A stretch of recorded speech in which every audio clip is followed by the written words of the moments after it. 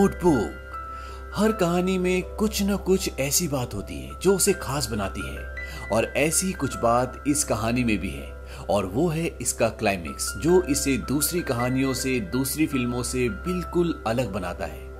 कहानी की शुरुआत में ये दिखाते हैं कि एक बूढ़ा आदमी जिसका नाम ड्यूक है वो एक नर्सिंग होम में एक लेडी से मिलने जाता है। ये लेडी अपने आप में बहुत उदास होती है, वो खिड़की से बाहर दिख रही होती है।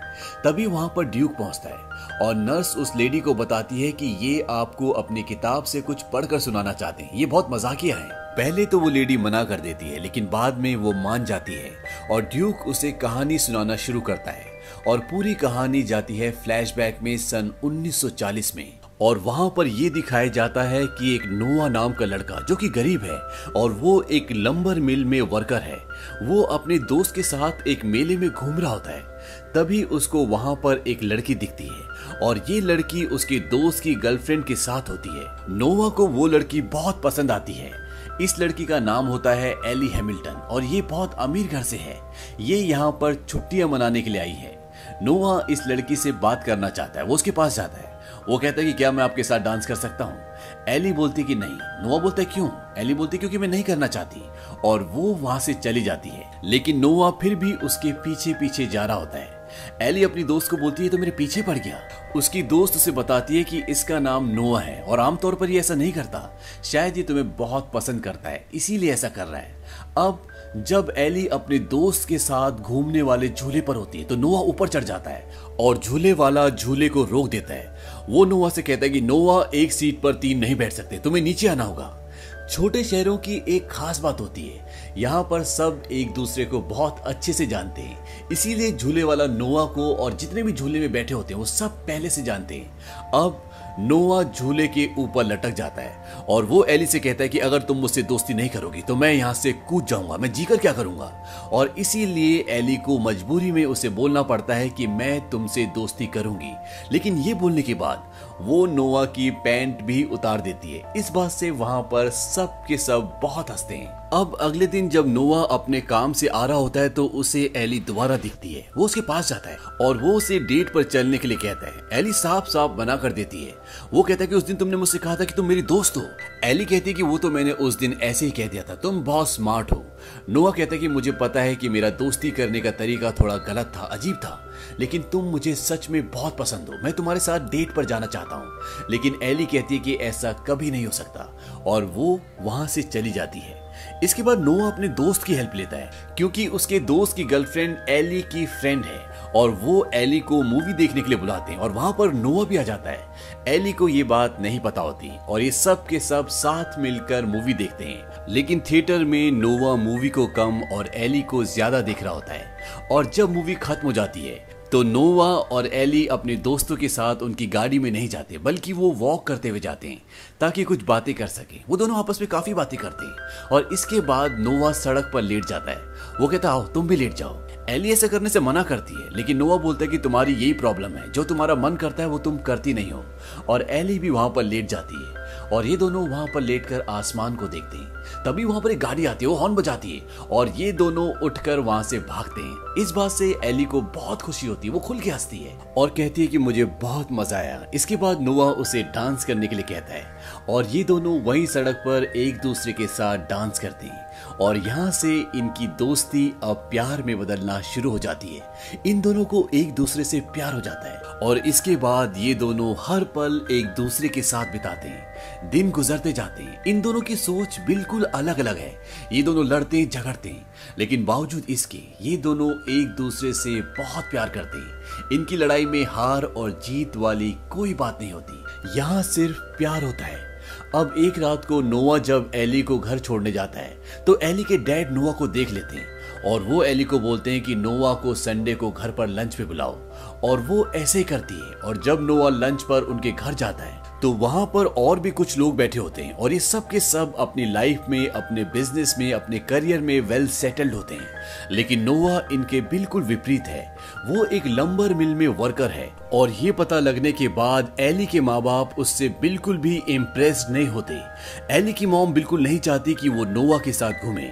एली के डैड बोलते कि ये इनका बचपना है। वहीं अब नोआ एली को एक रात को एक पुराने वीरान घर में ले जाता है।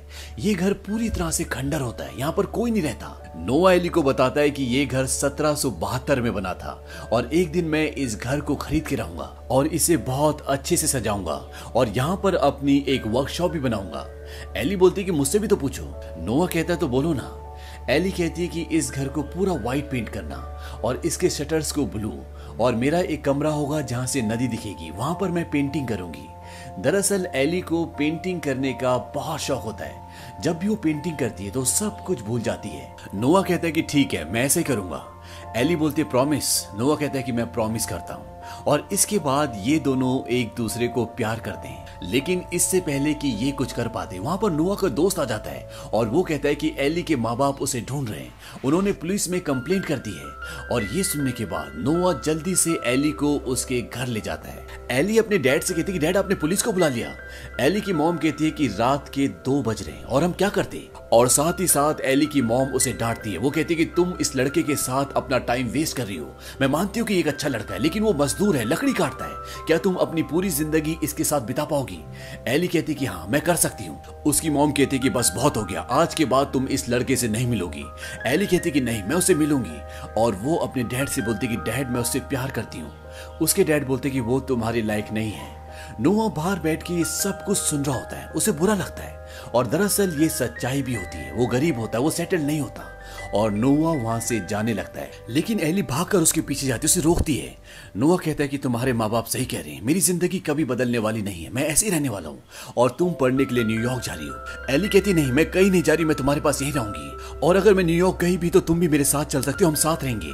नोआ बोलता है कि हमें गर्मियां खत्म होने का इंतजार करना चाहिए, इन सब बातों का फैसला करने के लिए ये सही वक्त नहीं है। एली कहती है तो तुम मुझसे रिश्ता खत्म करना चाहते हो, ठीक है, इससे पहले तुम कहो, मैं तुमसे ब्रेकअप करती हूँ। और वो उसे वहां से जाने के लिए कहती है। नोआ वहां से चला जाता है और इस बात से एली को, नोआ को, दोनों को बहुत दुख होता है। और अगली सुबह जब एली उठती है तो वो देखती है कि वो यहाँ से जाने की तैयारी कर रहे हैं।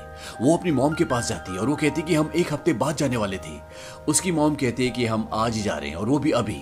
एली कहती है कि मैं नहीं जाऊंगी। उसकी मॉम कहती है कि तुम्हें जाना तो पड़ेगा और एली वहां से भागती हुई उस तरफ जाती है जहां पर नोआ काम करता है। वहां पर नोआ नहीं होता, उसका दोस्त होता है और वो नोआ के दोस्त को बोलते कि नोआ कहाँ है। वो कहता है कि नोआ अभी यहाँ पर नहीं है। एली कहती है कि मैं आज और अभी अपने परिवार के साथ यहाँ से जा रही हूँ। नोआ का दोस्त बोलता है कि देखो, जो भी तुम्हारे बीच में हुआ उस सब को भूल जाओ।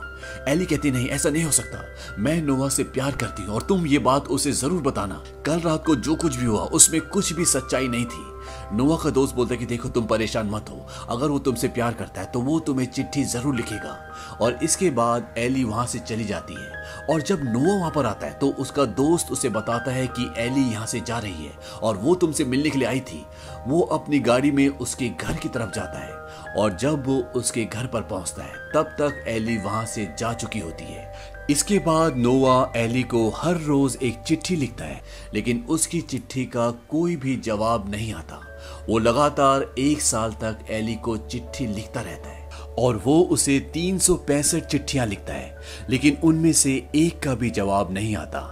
उन चिट्ठियों में उसने ये लिखा होता है कि अगर वो उससे प्यार करती है तो वो उससे मिलने के लिए आएगा, वो उसके जवाब का इंतजार कर रहा है। दरअसल वो चिट्ठियां एली को कभी मिली नहीं होती। उन चिट्ठियों को एली की मॉम ने कभी उस तक पहुंचने नहीं दिया था। नोआ भी अब हार मान चुका है और इसके बाद नोआ को और उसके दोस्त को वर्ल्ड वॉर 2 में जाना पड़ता है जंग के लिए और वहां पर नोआ के दोस्त की मृत्यु हो जाती है।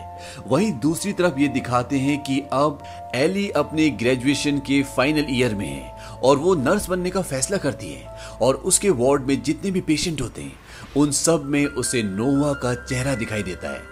यहाँ पर एक पेशेंट होता है, दरअसल ये एक आर्मी ऑफिसर है और ये बहुत अच्छे घर से है। ये घायल होता है और जब एली उसकी सेवा करती है तो वो उससे इम्प्रेस हो जाता है और वो कहता है कि मैं तुम्हारे साथ डेट पर जाना चाहूंगा।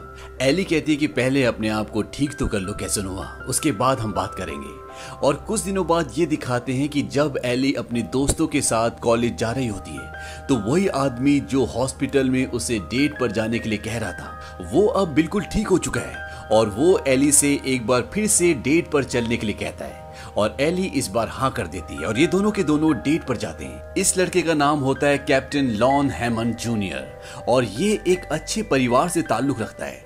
धीरे धीरे वक्त बीतता है और ये दोनों एक दूसरे की कंपनी को बहुत इंजॉय भी करते हैं। एक दिन कैप्टन लॉन एली को शादी के लिए प्रपोज कर देता है और वो ये भी कहता है कि मैंने तुम्हारे पेरेंट्स की परमिशन ले ली है और वो भी इस रिश्ते के लिए राजी हैं और इस तरह से इन दोनों की शादी पक्की हो जाती है। एली इस बात से बहुत खुश होती है क्योंकि वो अपने अतीत को अब बहुत हद तक भूल चुकी होती है। वहीं दूसरी तरफ ये दिखाया जाता है कि नोआ भी अब जंग से वापस आ चुका है और वापस आने के बाद उसके डैड उसे बताते हैं कि उन्होंने अपना घर बेच दिया ताकि नोआ अपने सपने को पूरा कर सके। दरअसल नोआ का सपना होता है उस घर को खरीदने का जहां वो एक बार एली को ले गया था और एली ने ये कहा था कि इस घर को सफेद रंग का पेंट करना और इसके शटर्स को नीले रंग का। नोआ अब उस घर को खरीद लेता है और वो किसी भी तरह से इस घर को दोबारा से ठीक करना चाहता है और नोआ शहर जाता है ताकि वो सामान लेकर आ सके। वहां पर वो एली को देखता है। एली अपने फियांसे के साथ होती है और उन दोनों को देखकर नोआ को बहुत दुख होता है लेकिन फिर भी वो अपने सपने को पूरा करता है। नोआ का ये मानना होता है कि अगर उसने इस घर को बना लिया तो एली एक बार इस घर को देखने के लिए जरूर आएगी और वो दिन रात मेहनत करके अपने सपने को उस घर को खड़ा कर देता है। घर बहुत ही सुंदर लगता है। इसके सामने एक बहुत ही खूबसूरत झील भी होती है। कहानी एक बार फिर से प्रेजेंट में आती है जहां पर ड्यूक उस बीमार लेडी को ये पूरी कहानी सुना रहा होता है। वहां पर नर्स आती है, वो कहती है कि खाने का वक्त हो गया और ये दोनों खाने के लिए जाते हैं और खाने की टेबल पर वो बीमार लेडी पूछती है क्या नोआ और एली फिर कभी मिले। ड्यूक कहता है कि मैं सब कुछ पहले बताकर कहानी का मजा खराब नहीं करूंगा। दरअसल इस बीमार ओल्ड लेडी को भी अब इस कहानी में बहुत इंटरेस्ट आने लगा होता है। ड्यूक इसके बाद एक बार फिर से कहानी शुरू करता है और वो बताता है कि नोआ के पिता की मृत्यु हो जाती है और उसके बाद उसके पास उस घर के अलावा कुछ भी नहीं बचता और उसे अब कुछ भी समझ नहीं आता कि वो क्या करे। शुरू में कुछ दिनों तक वो अपने आप को शराब में डुबा लेता है और उसके बाद वो ये फैसला करता है कि वो इस घर को बेच देगा और इसके लिए वो उस घर के साथ अपनी एक फोटो अखबार में देता है कि वो इस घर को बेचना चाहता है। कई लोग इस घर को खरीदने के लिए भी आते हैं लेकिन नोआ इस घर को बेच ही नहीं पाता। उसके पास अपनी तन्हाई को दूर करने के सिर्फ दो रास्ते थे। एक, वो नदी में दूर तक नाव चलाकर जाता था और दूसरा मार्था शॉ जो कि एक विडो थी, वो उसके साथ टाइम गुजारता। पर चाहकर भी नोआ उससे प्यार नहीं कर पाता। वो कहता है कि मैं तुम्हें सब कुछ देना चाहता हूँ लेकिन सब कुछ खत्म हो चुका है, मेरे अंदर अब कुछ भी नहीं बचा। दरअसल इतने साल गुजर जाने के बाद भी नोआ आज तक एली को भूल नहीं पाया। आज भी वो उसके दिल और दिमाग में पूरी तरह से हावी होती है। वहीं दूसरी तरफ एली भी अब लॉन हैमंड से शादी कर रही है और इसमें एली की कहीं कोई गलती नहीं होती क्योंकि उसने नोआ के खत का सालों तक इंतजार किया था लेकिन उसकी कोई खबर नहीं आई।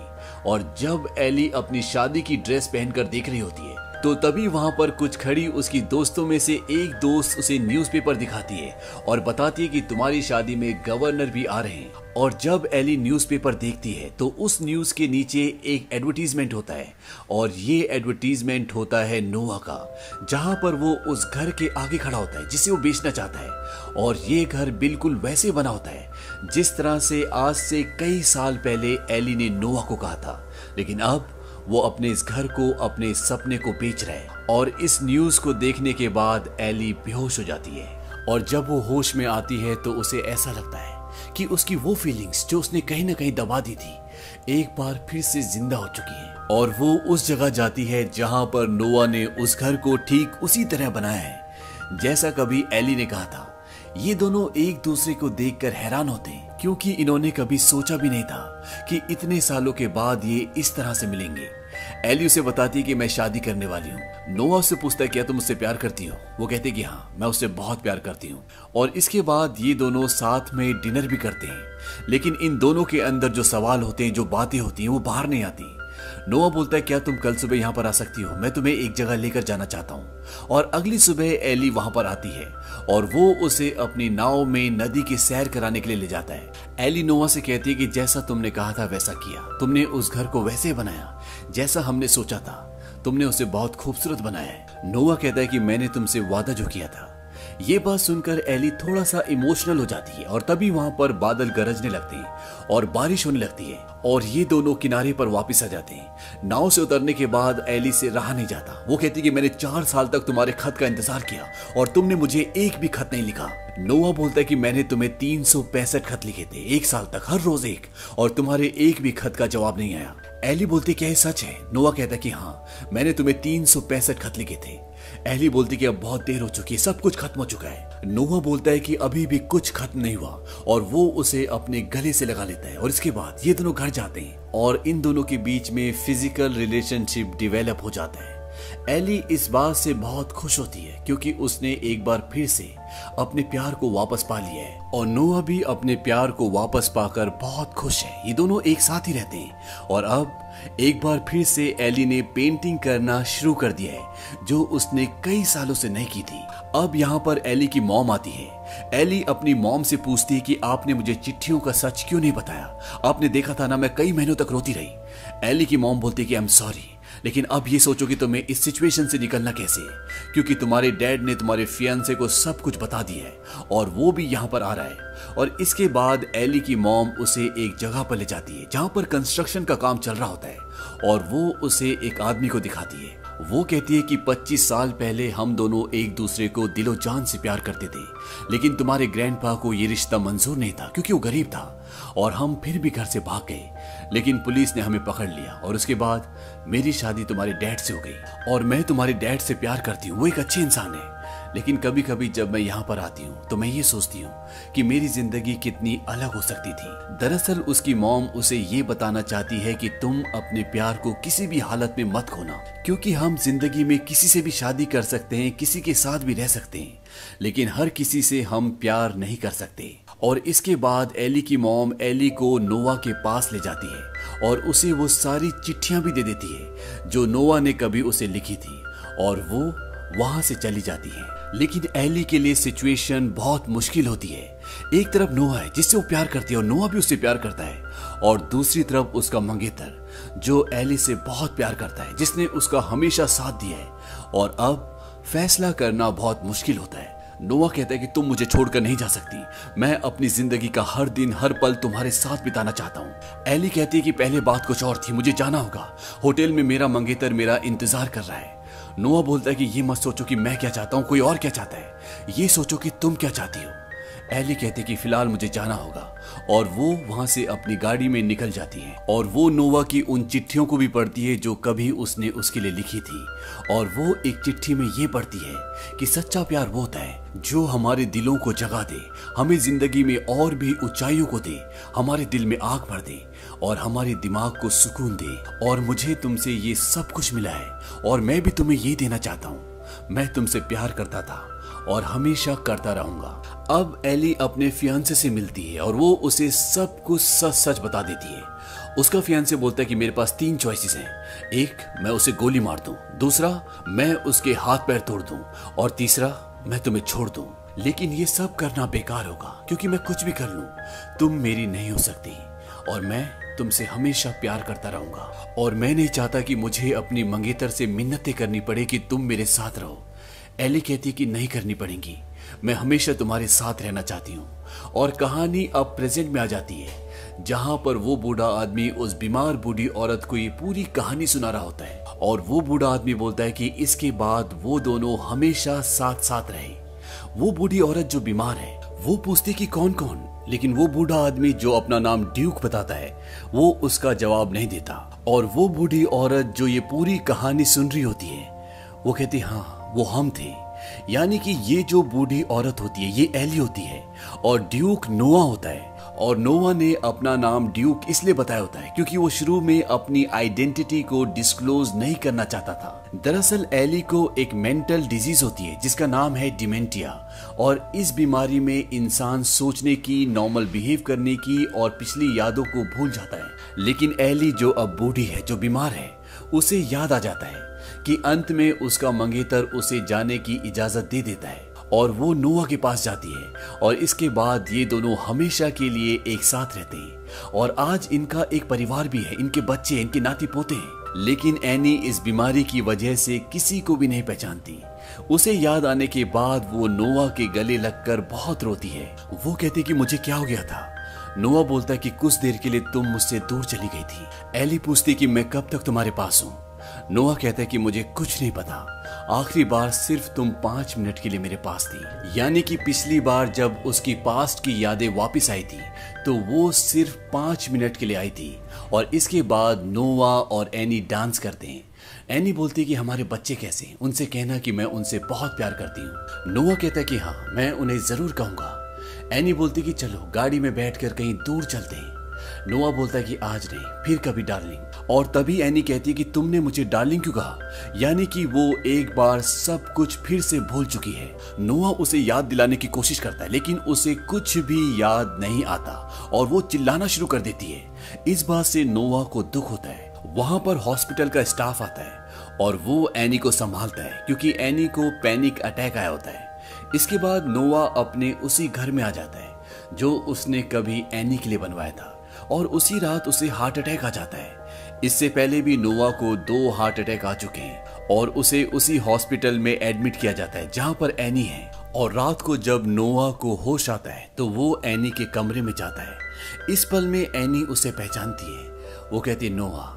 नोवा कहता है कि मुझे माफ करना, आज मैं तुम्हें कहानी सुनाने नहीं आ पाया। एनी पूछती है क्या तुम्हें लगता है कि हमारा प्यार हमें साथ रहने का मौका देगा। नोवा कहता है कि हाँ, मुझे लगता है। और इसके बाद वो उसका हाथ पकड़कर उसके बगल में सो जाता है। और जब सुबह वहां पर नर्स आती है तो वो देखती है कि वो दोनों एक दूसरे का हाथ पकड़कर हमेशा के लिए इस दुनिया को छोड़कर किसी और दुनिया में चले गए।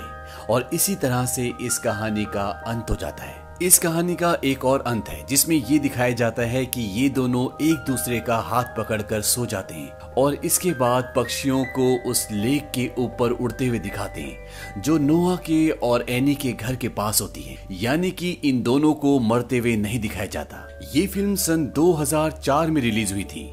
IMDb पे इसकी रेटिंग है 7.8। इस फिल्म का बजट था $29 मिलियन और बॉक्स ऑफिस पर इस फिल्म ने कमाई की थी $116 मिलियन की।